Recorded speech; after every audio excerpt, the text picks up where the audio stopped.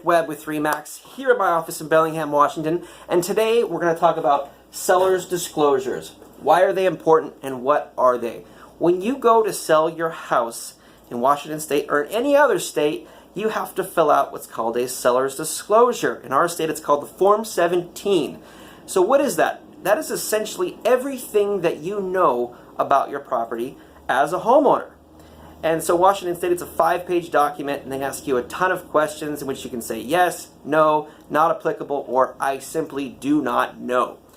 And so it's really important that a seller fills this out, especially if you're a for sale by owner. You're selling it on your own to a buyer, and you forget to fill out a seller's disclosure. The new buyer takes possession of the property, and afterwards they learn that you did not disclose something, a material defect that you didn't disclose. They can come back and sue you.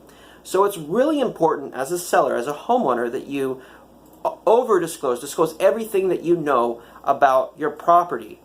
So what are the gray areas in terms of material defects? Washington State, it's material defects with the property. So unlike states like New York, you do not have to report if your house is haunted. If someone was killed in your house, murdered in your house, that's not a material defect to the property. You do not have to disclose that.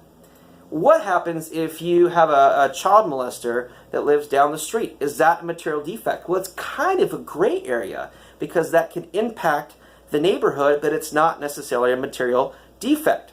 So there are some gray areas, but I always feel it's better to over-disclose as opposed to under-disclose because it removes you from liability. You're telling the buyer, here's everything that I know about my property, and also provides the buyer all the knowledge, something that their home inspector may have missed. You've been there for some time. You may know things about the property that an inspector may not have picked up. So I always feel it's better to over-disclose as opposed to under-disclose, and it's extremely important that you fill out a seller's disclosure prior to selling your property. So that's all I've got right now. Until next time, take care.